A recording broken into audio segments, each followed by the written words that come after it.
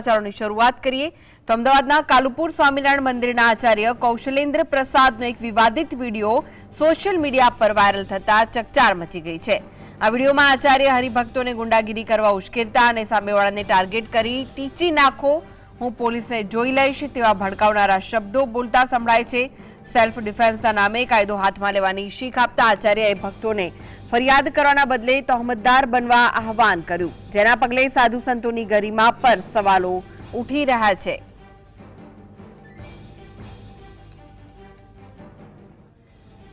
નથી આપણે ટાર્ગેટ એને બનાવવાના છે અને ફરિયાદ મારા પાસે આવી જોઈએ કે તમે ટીચીને આવ્યા છો અને ટીચજો, હું છૂટ આપું છું। આ યુવક મંડળ છે, યુવક મંડળને શું કરવાનું? હવે નવા છોકરાઓ જે થયા છે ને તમારે બધા છે ને બાયો ચડાવવાની છે હો।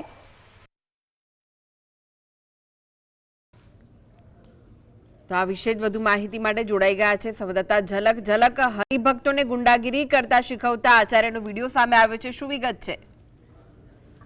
થોડા દિવસ પહેલા જે કાલુપુર સ્વામિનારાયણ મંદિર સાથે સંકળાયેલા એક સ્વામી છે તે વિવાદમાં આવ્યા હતા। તેઓએ જે સંસાર જીવન છે શરૂ કર્યું છે અને ધાર્મિક જીવન છોડી દીધું છે, ત્યારે હવે ખુદ જે કાલુપુર સ્વામિનારાયણ મંદિરના આચાર્ય કૌશલેન્દ્ર પ્રસાદનો જે વિડીયો વાયરલ થયો છે તે ચર્ચામાં આવ્યો છે, કારણ કે જે સ્વામી જે કૌશલેન્દ્રજી સ્વામી છે તેઓ છે તે હરિભક્તોને ગુંડાગર્દી શીખવતા હોય તેવું લાગી રહ્યું છે।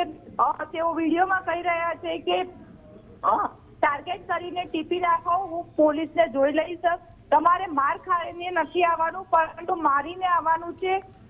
ફરિયાદ મારી સાથે આવી જોઈએ, કારણ કે ફરિયાદી ના થવું જોઈએ, આપણે હંમેશા તહોમતદાર જ થવું જોઈએ વગેરે જેવા જે વાક્યો છે તેઓ જે પોતાના જે પ્રવચન છે તે પ્રવચનમાં બોલતા જોવા મળી રહ્યા છે। એટલે કહી શકાય કે એક રીતે જે ગુંડાગર્દી શીખવતા હોય તે પ્રકારનું જે પ્રવચન છે તે પ્રવચન જોવા મળી રહ્યું છે। જ્યારે થોડા દિવસ પહેલા જ અડાલજ ખાતે શિક્ષાપત્રી મહોત્સવ ઉજવાયો હતો, તે દરમિયાન જે આ પ્રવચન હોય તેવું લાગી રહ્યું છે। જે વિડીયો છે તે સોશિયલ મીડિયામાં ખૂબ જ વાયરલ થયો છે અને ચર્ચાનો વિષય બન્યો છે।